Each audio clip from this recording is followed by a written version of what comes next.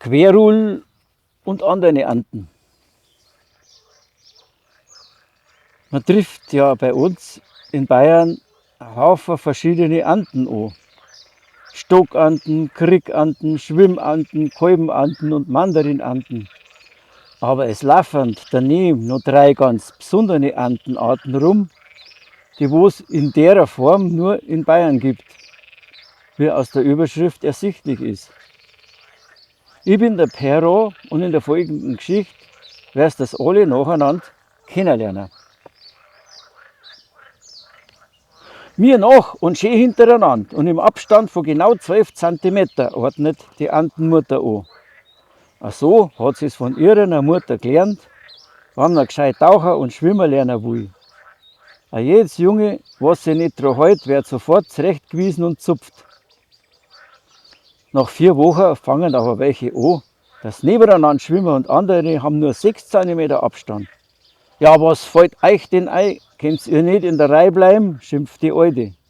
Kann ich schon, erwidert eins von den Jungen.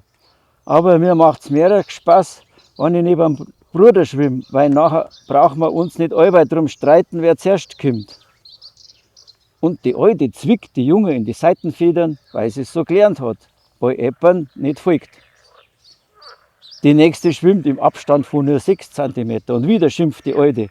Kannst du dich nicht an meine Regeln halten? 12 cm haben wir gesagt. Das weiß ich schon, aber mit 6 cm bin ich im Wasserschatten und dann geht's vorankommen viel leichter. Und die Alte zwickt das Junge in die Seitenfedern, weil sie es so gelernt hat, weil Eppern nicht folgt. Nach 6 Wochen halten sie immer weniger an die Vorgaben und die Alte kann es nicht allweil kontrollieren, weil es beim Schwimmen nach vorn schauen muss und nicht nach hinten. Und das ist außerdem sowas wie ein Gesetz vom Universum. Wenn du vorwärts kommen willst, musst du nach vorn schauen.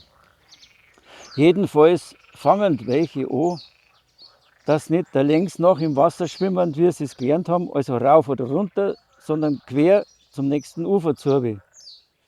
Ihr seid ja echte Querulanten, kriegen sie zum Herrn vor die anderen. Aus euch wird wohl nie was Gescheites, oder? Ja, mei, antworten sie. Das habt ihr doch schon in der Jugend gesehen, dass wir mir die Regeln ein wenig kreativ auslegen, oder nicht, oder? Und uns macht es halt einen heiden Spaß, anders zum Schwimmen. Das schaut doch keinem von euch, oder? Tut's jemandem wem weh? Die nächste fliegt mit schlaff abgewinkelten Flügeln spiralig nach unten.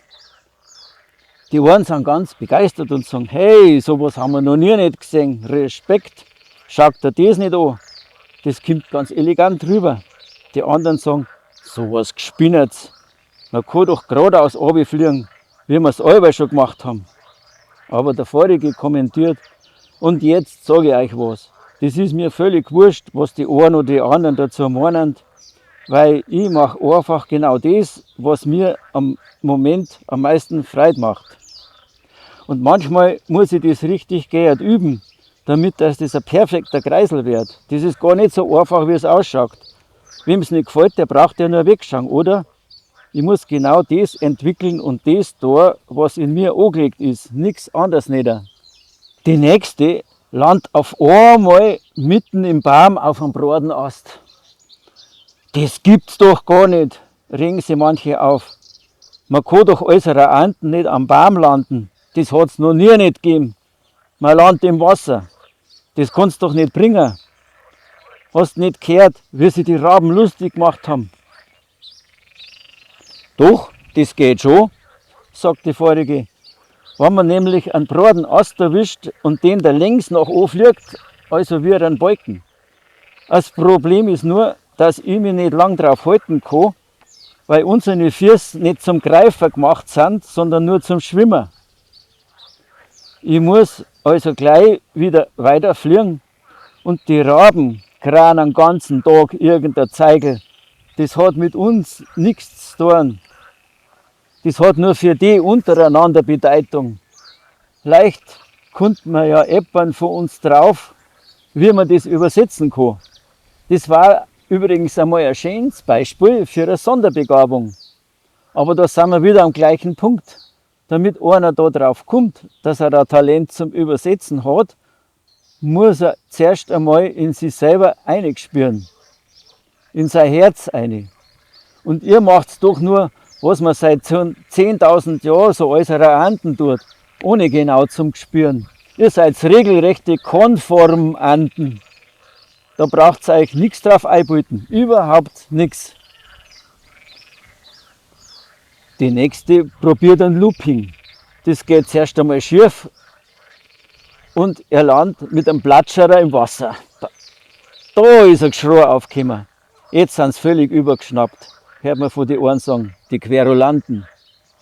Aber die erwidern, was soll's, solange man niemand anderen damit einen Schaden zufügt und zum Rausfinden, was unser Arm gut tut, muss man doch das eine oder andere ausprobieren. Das wird doch wohl noch erlaubt sein, oder nicht, oder? Und es wird uns nicht gleich das Leben kosten. Meint ihr im Ernst, dass euch das weiterbringt, falls ihr nur nachmacht, was zuvor jemand eingeführt hat, es Konformanten? Bloß, weil ihr versammt, rauszufinden, was besonders in euch steckt, braucht es über unser Arm nicht so herziehen. Ist doch wahr. Die lassen aber nicht locker. Wenn jeder was anders macht, nachher weiß man am Ende gar nicht mehr, was eigentlich ein Anden ausmacht. Aber uns gefällt es, was Neues zum Leben und zum Ausprobieren, weil man schon die Chance hat im Leben. Aber seht ihr nicht das Schwanenbadel? Schaut, wie sie sich über uns lustig machen und aufblustern. Aber das machen die doch allweil, wenn sie sich wichtig machen wollen. Vor allem, damit sie dem Kini imponieren oder dass einer die Leute Futter geben. Aber wenn jeder was anderes macht, haben wir doch gar keine Identität mehr. Doch, wenn jeder seine Authentizität entdeckt und entwickelt, dann sind wir die einzigen Vögel mit der persönlichen, unverwechselbaren Persönlichkeit. Jede ist eine Persönlichkeit und gibt sein Bestes, was er am meisten gefreut. Wir waren mal die Besonderanden. Aber das klingt doch reichlich elitär, oder nicht? Oder? Und das ist doch eine zusätzliche Arbeit, wo wir schon mit dem Vorderfinden nur zum Tun haben. Das mag schon sein, aber die Arbeit lohnt sich. Denn der Lohn ist ein Leben mit viel mehr Lust am Leben und ein Zuwachs an Freude. Und du weißt genau, wofür du eigentlich da bist. Und du spürst, wie sich das anfühlt, das inwendige Glück, eine inwendige Harmonie und ein inwendiger Frieden. Die zwei Lager von Anden, also die Querulanten und die Konformanten, schrammen immer wieder mal knapp am Gefecht vorbei, aber es kommt nicht dazu. Weil da kommen dann die ganz anderen dazwischen. Die lachen sich krumm und bucklig. Hörst du das Rufen?